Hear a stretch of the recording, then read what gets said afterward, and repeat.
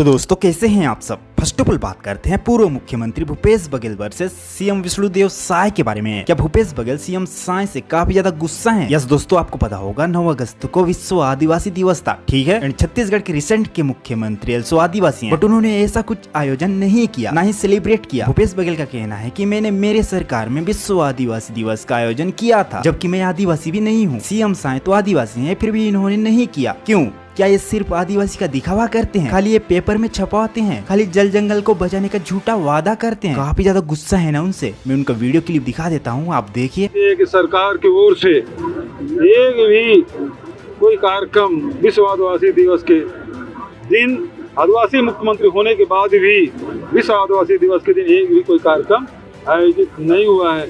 व्यक्तिगत तौर से सब लोग कर रहे हैं, एक विज्ञापन तक नहीं आया है। आप क्या सोचते हैं इस बारे में? कमेंट में बताना। चलिए अब अगली अपडेट की बात करते हैं छत्तीसगढ़ मौसम के बारे में। आओ पता करते हैं कि छत्तीसगढ़ में कहां, कब, कितना बारिश होगी। सबसे पहले हम लोग बात करते हैं छिटपुट बारिश के बारे में, मतलब एकदम थोड़ा थोड़ा ना। Bijapur, Bastar, Surguja, Gariaband, Rajnandgaon, Korea and Raigarh. अब बात करते हैं कहाँ कहाँ भारी बारिश हो सकती है। दुर्ग, धमतरी, सारंगढ़, रायपुर, रायगढ़, सरगुजा, बेमतरा, भिलाई, कवर्धा, बीजापुर, दंतेवाड़ा, कोंडागांव, महासमुंद एंड कांकेर। अब बात करते हैं कहाँ कहाँ बिजली हवा के साथ पानी गिर सकता है। गोरेला, पेंड्रा, जसपुर, रायगढ़, बलरामपुर, बिलासपुर, केसकाल, सुकमा, बालोद, बालोदाबाजार, भानु प्रतापपुर, जांजगीर, चांपा एंड कोरबा। क्या सोचते हैं आप इस बारे में? कमेंट में बताना। चलिए अब अगली अपडेट की बात करते हैं छत्तीसगढ़ गोठान रोजगार के बारे में। यस दोस्तों, एक आर्टिकल काफी ज्यादा वायरल जा रहा है, जिसमें लिखा है कि छत्तीसगढ़ में जितने भी गाय गोठान खोला जाएगा, उसमें बेरोजगारों को नौकरी दिया जाएगा। अब काम क्या होगा? गाय को चराना, गाय के लिए चारा लाना, गाय को देख रेख करना, उसका गोबर को बेचना, उसका सही उपयोग करना एंड गोठान का साफ सफाई करना। इसका सैलरी 10,916 रूपए प्रति माह चरवाहा को मिलेगा एंड 13,126 गो सेवक को मिलेगा।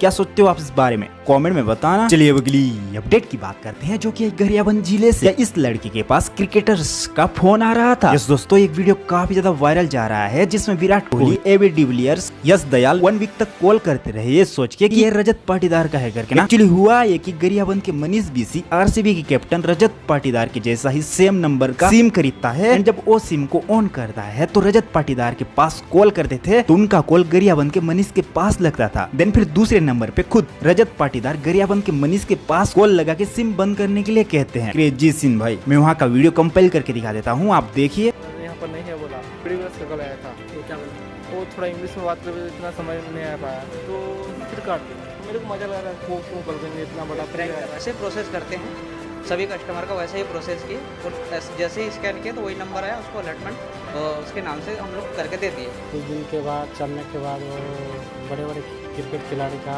काला था, यादगार है। चलिए अब अगली अपडेट की बात करते हैं, जो कि छत्तीसगढ़ धर्मांतरण माफियाओं के बारे में। यस, आजकल छत्तीसगढ़ में काफी ज्यादा अवैध धर्मांतरण किया जा रहा है। अभी रिसेंट में ही दुर्ग में क्या सीन हुआ था आप सबको पता ही होगा। यस, कल एक ही दिन में 4 जगहों में अवैध धर्मांतरण किया जा रहा था। भाई अवैध मतलब किसी को लालच दिखाना कि इस धर्म में आ जाओ, आपको राशन पैसा फ्री में दिया जाएगा, ऐसा ना। कल भी बिलासपुर, दुर्ग, भिलाई, रायपुर में रात को चुपके से अवैध धर्मांतरण किया जा रहा था। किसी तरह से बजरंग दल वालों को पता चलता है, काफी ज्यादा हंगामा हुआ भाई। फाइनली धर्मांतरण कराने वालों को पुलिस ने अरेस्ट किया है एंड छत्तीसगढ़ के डिप्टी सीएम इसके रिगार्डिंग ये कहे। वर्तमान में 1968 का एक धर्म स्वतंत्र अधिनियम का प्रावधान लागू है, उसके आधार पर कार्रवाई होती है। तो लालच से, दबाव से, धमका करके धर्मांतरण अवैध जो होते हैं, उनके संदर्भ में नए कानूनी प्रावधान की तैयारी है, अगले सत्र में आएगा और नए कानूनों के साथ पुलिस सज्ज होगी और कार्रवाइयां। क्या सोचते हैं आप इस बारे में? कमेंट में बताना। चलिए अब अगली अपडेट की बात करते हैं, जो कि है रायपुर मर्डर के बारे में। यस दोस्तों, राखी के एक दिन बाद एक डिलीवरी बॉय अपना पार्सल लेके जा रहा होता है, तभी रास्ते में एक युवक के साथ बाइक टकराती है एंड उन दोनों के बीच काफी ज्यादा आर्गुमेंट्स स्टार्ट हो जाता है एंड वो युवक चाकू निकाल के डिलीवरी बॉय के छाती पे वार करता है भाई, जिसकी वजह से उसका ऑन द स्पॉट डेथ हो जाता है। नाउ आरोपी भागा हुआ है, पुलिस ने केस रजिस्टर कर दिया है, इन्वेस्टिगेशन चल रहा है। यस, बात कर ही रहे हैं मर्डर की, तो अगर मर्डर अटेम्प्ट के बारे में बात करते हैं, जो कि है कोहका क्रूज से। यस दोस्तों, एक लड़का 10 अगस्त को 5 लड़की को उनके अपने घर के बाहर समझाता है कि आप मेरे घर के सामने गाली गलौज मत करो, ठीक है, करना ही है तो यहाँ से दूसरे जगह में जाके करो, बोलता है ना। देन फिर वो लोग मान भी जाते हैं, बट 11 अगस्त को यानी कल ना 17 लड़के आते हैं उसके घर के बाहर दुकान में एंड उसे ब्रूटली मारने लगते हैं भाई। मैं वो वीडियो दिखा देता हूँ, जो कि काफी ज्यादा वायरल जा रहा है, आप देखिए। धावा बोल देते हैं। मोहल्ले पे गाली गलौज किए तो मेरे फैमिली लोग भी जा रहे थे वहाँ से, तो गाली गलौज मत देने के लिए मना किया मैं। उसी दिन शाम को उसके दोस्त बोला कि मेरे दोस्तों को तू गलत बोल दिया, इसको नहीं बोलना चाहिए था ऐसा। कैमरे के पीछे मेरे को अच्छा, कैमरे के पीछे पहले ला करके मारे मेरे को।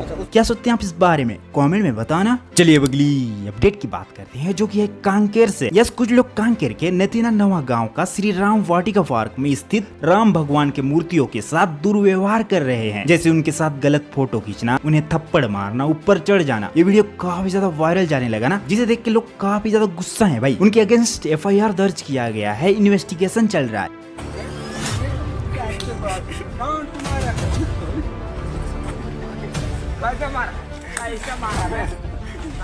कैसे कैसे लोग रहते हैं भाई। चलिए अब अगली अपडेट की बात करते हैं, एक अगेन मर्डर के बारे में। क्या एक भाई अपने बड़े भाई को जान से मार डाला? यस दोस्तों, एक फैमिली होता है जिसमें 2 भाई, एक मामा एंड माँ बाप होते हैं। वो मजदूरी करते हैं ना। बता दूं, ये बात राखी दिन का ही है। एक्चुअली वो दोनों भाई काम से रात को घर में आते हैं एंड घर के सभी लोग मिलकर दारू पीते हैं एंड खाना वाना खा के सो जाते हैं। बट ये दोनों भाई के बीच में पैसों को लेकर विवाद होता है। विवाद इतना बढ़ जाता है कि छोटा भाई कुल्हाड़ी से उसे वार करता है भाई, जिसकी वजह से बड़ा भाई का डेथ हो जाता है एंड घर वालों एंड गाँव वालों को सुबह पता चलता है। गाँव वालों का क्या कहना है आप देखिए।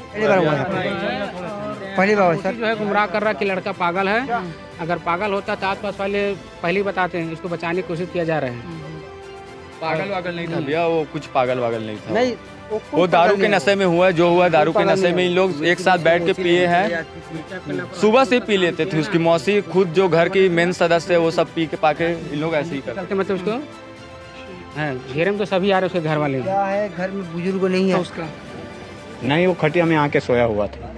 इसको चोट लगा था और सुबह तक बात कर पा रहा था? नहीं कर पा रहा था। सुदामा नाम है ना उसका? और कैसा था व्यवहार दोनों भाई के बीच? लड़ाई झगड़ा होता था क्या पहले? डेली विवाद होता था। इस बात तो फिर आप सुबह आप लोग रात को आवाज हुई, पता ही नहीं चला, टंगे होंगे चला दिए? मैं नशे में धूत था भैया, मैं सोया हुआ था। मेरे मौसी थी उनकी? मौसी पता नहीं वो कहाँ थी, नहीं थी, वो घर में नहीं थी। क्या सोचते हैं आप इस बारे में, कमेंट में बताना। यस, ये तुम्हारा भाई का नया चैनल है, थोड़ा सपोर्ट दिखाना, चैनल को सब्सक्राइब करके जाना। मिलते हैं पर अगली वीडियो में, तब तक के लिए धन्यवाद। जय हिंद, जय भारत।